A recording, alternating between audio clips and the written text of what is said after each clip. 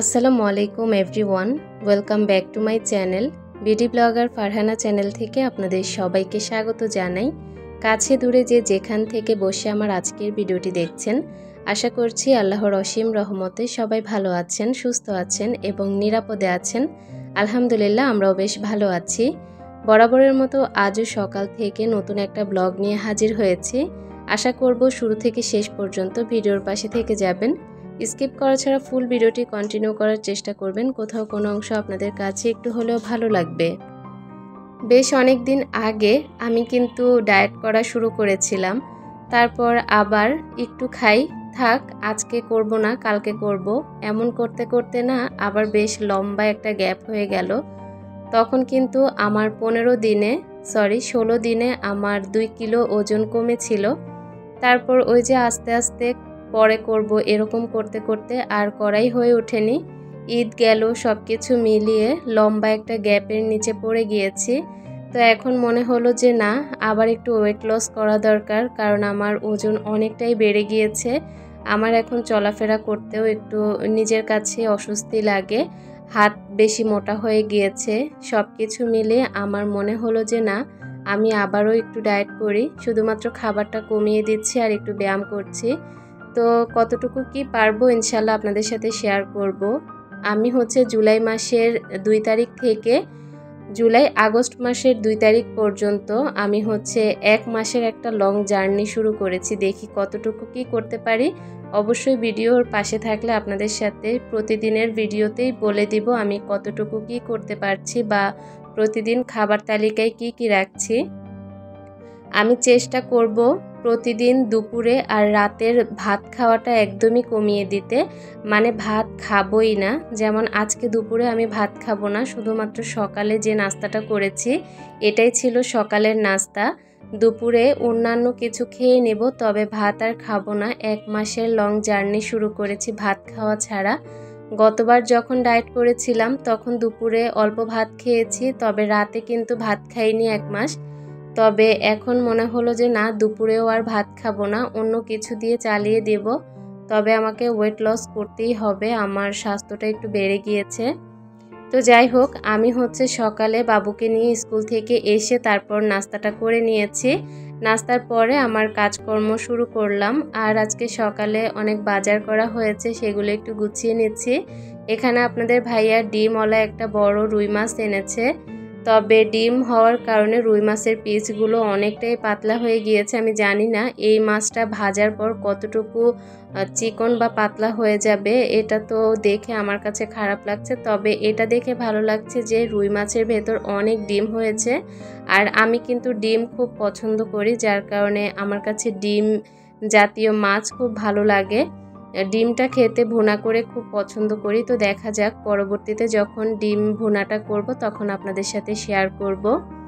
মাছ ধুয়ে তারপর ফ্রিজে তুলে রেখেছি, অল্প মাছই হয়েছে। তো ফ্রিজে তুলে রাখার পর এখন সিং সহ মাছের যে বোলটাতে ধুয়ে মাছ ধুয়েছিলাম, তো সেটা একটু ধুয়ে নিচ্ছি।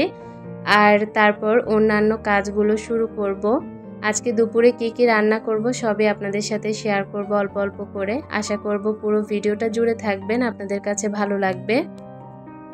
ভরপুর খাওয়া দাওয়া থেকে হঠাৎ করে খাওয়া বন্ধ করে দিলে কিন্তু এটা আসলে একটু কষ্টদায়ক, আমি নিজেও বুঝি। তবে কিছুই করার নেই, খাওয়া বন্ধ করা ছাড়া আর কোনো উপায় নেই।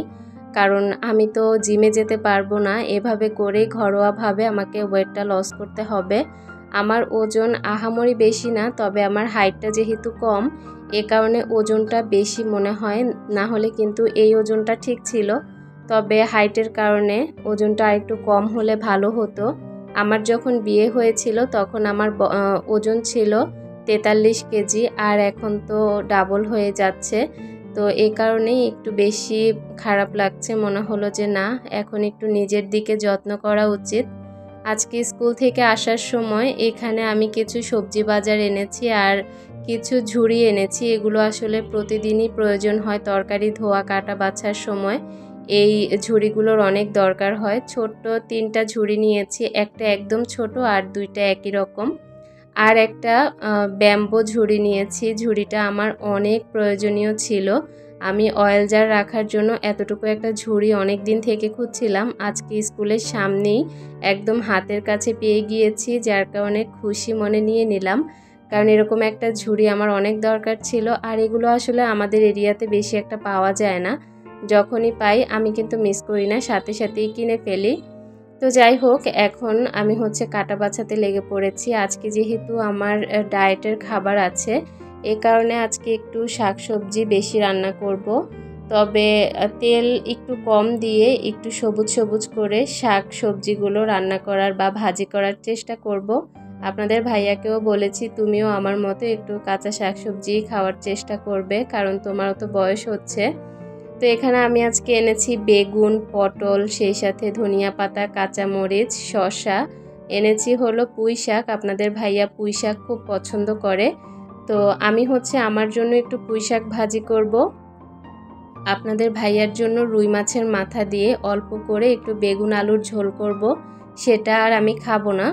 তবে পটল ভাজি, এক পিস মাছ ভাজি, সেই সাথে আমি ডিম, তারপর পুঁই শাক ভাজি, এরকম করেই আজকের দুপুরটা চালিয়ে দিব। কারণ আজকে একটু বেশি খাবো, কারণ যেহেতু ভাত খাবো না, ভাতের পুষ্টিটাও তো আমার অন্য কিছু দিয়ে ফিল আপ করতে হবে, এই কারণে আজকে একটু বেশিই খাবো।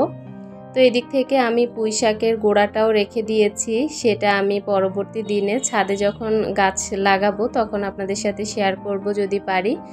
ভিডিও দেখতে দেখতে যে সকল আপুরা পাশে থেকে গিয়েছেন তাদেরকে তো অন্তরের অন্তঃস্থল থেকে অনেক ভালোবাসার দোয়া। আপনাদের জন্য আসলে এত দূর আসতে পেরেছি। যারা পাশে নেই তারা চাইলেই কিন্তু এই বোনটির পাশে থেকে যেতে পারেন। অবশ্যই একটা লাইক দিয়ে আমার ভিডিওটা দেখে যাবেন, আমার চ্যানেলটা ভিজিট করে আমার ভিডিওগুলো দেখে নেবেন। একটা লাইক দিয়ে ফুল ভিডিও কন্টিনিউ করবেন, কমেন্ট করে যাবেন। আপনার একটা কমেন্ট পেলে পরবর্তী দিনের একটা নতুন ভিডিও তৈরি করতে আমি অনেক বেশি উৎসাহ পাই। অবশ্যই আমার পরবর্তী দিনের একটা ব্লগ দেখতে চাইলে আমার চ্যানেলটিকে সাবস্ক্রাইব করে পাশে থাকা বেল বাটনের অল অপশনটি প্রেস করে রাখবেন। এতে করে হবে কি, আমি যখন নিত্য নতুন ভিডিও আপলোড করব সবার আগে আপনাদের কাছে নোটিফিকেশন পৌঁছে যাবে। চাইলেই আপনারা খুব সহজে আমার ভিডিওগুলো দেখে নিতে পারেন। তো যাই হোক, কথা বলতে বলতে তো অনেক কাজ গুছিয়ে নিচ্ছি। আমি শসা ছিলে নিয়েছি, যেহেতু দুপুরে শসা খেতে হবে, তো শসাটাকে ছিলে রেখে দিয়েছি আর পরবর্তীতে কেটে খেয়ে নেব। ধনিয়া পাতা, কাঁচামরিচের বোটো ফেলে দিয়েছি আর এখন লেবুটাও রেখে দিয়েছি, লেবু দুপুরে খাওয়ার সময় লাগবে। এদিক থেকে পুঁই শাকগুলোকে আমি পাতাটা ছিঁড়ে নিচ্ছি। অর্ধেকটা আজকে ভাজি করব, অর্ধেকটা কালকে আপনাদের ভাইয়াকে ডাটা সহ পুঁই শাকের পাতাটা চিংড়ি মাছ দিয়ে রান্না করে দিব। তো আজকে শুধুমাত্র আমার জন্যই ভাজিটা করব অল্প পরিমাণেই। তো এখানে পুঁই শাকের পাতাগুলো দেখলাম কি যে ভালোই বড়সড় আছে, আর এগুলো ভাজি করার পর হয়তোবা ভালো লাগবে। আমি পুঁই শাক ভাজিটা সেরকম একটা খাইনি, কারণ পুঁই শাক রান্নাটা সবসময় খেয়েছি। তো আশা করি ভালোই লাগবে, একটু কাঁচা কাঁচা করে আধা সেদ্ধ করে রান্নাটা করব, ভাজিটা করব। পুঁই শাকগুলোকে আমি ভালো করে বেছে নিয়েছি। এখন পুঁই শাকগুলোকে কুচি কুচি করে কেটে নিচ্ছি, যতটুকু আমার প্রয়োজন ততটুকু কেটে নিয়েছি। আরগুলোকে আমি ফ্যানের নিচে ছড়িয়ে রেখেছি একটা ট্রের মধ্যে, কারণ এগুলো যদি আমি এখন পলিথিন ভরে ফ্রিজে রেখে দিই এতে করে নষ্ট হয়ে যাবে। তো আমি একটু শুকিয়ে নেব, তারপর পলিথিনে করে রেখে দিব। যখন আমি কাটা বাছাগুলো কমপ্লিট করেছি তখন আমি ভাতের মারটা গেলে ভাতটা রান্না করে নিয়েছি। এর মধ্যে আপনাদের ভাইয়া ফোন দিয়েছে দোকান থেকে, সে আজকে বাহিরে খাবে। তার বাহির থেকে বন্ধু এসেছে, সবাই মিলে আজকে বাহিরে লাঞ্চ করবে। তো তারা আজকে দুপুরে খাবে না। তো এত তরকারি কাটা বাছা করার আগে বললে ভালো হতো, আমার এগুলো কাটা বাছা করার কোনো প্রয়োজনই ছিল না। তবে সে যখন আজকে খাবে না, আমিও তো দুপুরে খাবো না, বাচ্চাদের জন্য ভাত রান্না করা আছে, ওদেরকে অন্য কিছু দিয়ে ভাত খাইয়ে দিব। তবে তরকারিগুলো কি করব, ভাবলাম যে এগুলো রান্না বান্না না করে আমি এগুলো ফ্রিজে তুলে রাখি। আপনাদের ভাইয়া না খেলে আমারও খেতে ইচ্ছে করে না, আর আজকে না খেলেই আমার ভালো হবে, ভাত তো আমি খাবই না, অন্য কিছু খেয়ে আজকের দিনটা চালিয়ে দিব। তো আজকে আর দুপুরে রান্না বান্নার কোনো ঝামেলা নেই, এগুলো এভাবেই ফ্রিজে তুলে রেখেছি পলিথিন ব্যাগে করে করে, এগুলো কালকে রান্না করা হবে। আর এখন তো তাহলে আমার মহা খুশি, কারণ আজকে আমার দুপুরে রান্না নেই, দুপুরে রান্নাবান্নার ঝামেলা না থাকলে যে কি খুশি লাগে, সেদিন মনে হয় কি যে আর কোনো কাজই থাকে না, পুরোই রিল্যাক্সই একটা দিন থাকে। তো যাই হোক, এখানে যেই ঝুড়িগুলো এনেছিলাম, যেগুলোর মধ্যে এতক্ষণ তরকারি ছিল, সেগুলোকে এখন ধুয়ে নিচ্ছি। তারপর আমি এখন যেহেতু হাতে অনেকটা লম্বা সময়, আমার তো এখন কোনো কাজই নেই, ভাবলাম যে আজকে একটু নিজের রূপচর্চা করি। কারণ প্রতিদিন দেখা যায় সংসারের জন্য করতে করতে সেরকম একটা সময় পাই না। আজকে যেহেতু রান্নাবান্নার কাজ নেই, সংসারের কাজ সব গুছানো আছে, তাহলে আমার রূপচর্চা করতে আর কোনো ঝামেলাই নেই। প্রথমে আটা নিয়েছি, অল্প পরিমাণে চিনি, সেই সাথে অল্প পরিমাণে লেবুর রস দিয়ে একটা পাতলা বেটার তৈরি করে নিচ্ছি, দেখতে পাচ্ছেন। এটা দিয়েই আজকে আমি রূপচর্চা করব। আর পানি মিক্স করে নিচ্ছি। আমার বাসায় যদি কাঁচা দুধ থাকতো তাহলে দুধটা দিলে ভালো হতো। আমি আমার বিয়ের আগে এই প্যাকটা অনেক মুখে লাগিয়েছি, তবে এখন আর সময় করে উঠতে পারি না। তো আজকে যেহেতু সময় পেলাম, ভাবলাম যে এটা করে ফেলি। আর আমার কাজগুলো এত সহজ হয় কিভাবে জানেন? আমি কিন্তু আমার বাসাটা সবসময় গুছিয়ে ফেলি সকালে। যখন আমি বাবুকে স্কুলে রেখে আসি তখন সাথে সাথে গুছিয়ে ফেলি, এতে করে দেখা যায় আমার অনেকটা লম্বা সময় ধরে ঘরগুলো পরিষ্কার থাকে, আর এতে করে আমার কাজটা অনেকটাই কমে যায়। তো এখন আমি এই মুখে প্যাকটা অনেকক্ষণ লাগিয়ে রাখবো, একদম শুকিয়ে আসা পর্যন্ত। এখন লাগিয়ে আমি একটু ছাদে যাব। একটা কল আসলো হঠাৎ করে, আমার পরিচিত একজনের পর্তুলিকার দরকার। তো পর্তুলিকা আমার কাছে চেয়েছিল, তো ভাবলাম যে ওর জন্য পর্তুলিকা তুলতে হবে, ছাদে তো আসতেই হবে। তো বাবুদেরকেও নিয়ে এসেছি, ওরাও কিছুটা সময় একটু সময় কাটাবে। আজকে হঠাৎ করেই কিন্তু ঝুম বৃষ্টি শুরু হয়েছে, যার কারণে আমার প্রত্যেকটা গাছের পাতা একদম সতেজ টাটকা। যখন বৃষ্টির পানি পড়ে তখন অটোমেটিকভাবে গাছের পাতাগুলো সতেজ লাগে দেখতে। আমার ছাদ বাগানটা বলেছিলাম না আমি আর আপনাদের ভাইয়া গতকালকে পরিষ্কার করেছি, তারপর কিন্তু এখন ছাদ বাগানটা অনেকটাই ফ্রেশ লাগছে। প্রত্যেকটা গাছের গোড়ায় যে আগাছাগুলো ছিল সেগুলো পরিষ্কার করে তুলে ফেলেছি, যার কারণে এখন একদম বেশি চকচকে। এই ছাদ বাগানে বসে থাকতেও খুব ভালো লাগবে। আর আজকে তো এত সুন্দর ওয়েদার, এখানে অনেকক্ষণ বসে থাকা যেত, তবে আমার না বেশিক্ষণ ছাদে বসতে ভালো লাগে না। আমার কাজ শেষ হবে, সাথে সাথে বাসায় চলে যাব, আমার বাসাতেই থাকতে ভালো লাগে। তো এখানে আমি অনেক রকমের অনেক কালারের পর্তুলিকা তুলে নিচ্ছি, এগুলো আমি বাসায় নিয়ে যাব, আর যার জন্য নিব তার জন্য প্যাকিং করে রেখে দিব, সে যখন আসবে তখন নিয়ে যেতে পারবে। তো আমার আজকের ভিডিও আপনাদের কাছে কেমন লেগেছে অবশ্যই জানাবেন। কিন্তু আমি কিন্তু এখানে অনেক অনেক কালারের পর্তুলিকা এনেছি, পর্তুলিকা, টাইম ফুল সবই এনেছি। তো বাসা থেকে বের হওয়ার সময় যেহেতু তালা দিয়ে গিয়েছি, তো তালাটা আমি দরজার পেছন সাইডে রেখে দিয়েছি। আর এখন পর্তুলিকাগুলোকে প্যাকিং করে নিচ্ছি। দুইটা কাগজ নিয়েছি আর এগুলোতে মুড়িয়ে রাখবো, যখন সে আসবে তখন আমি সুন্দর করে প্যাকিং করে তাকে দিয়ে দিব।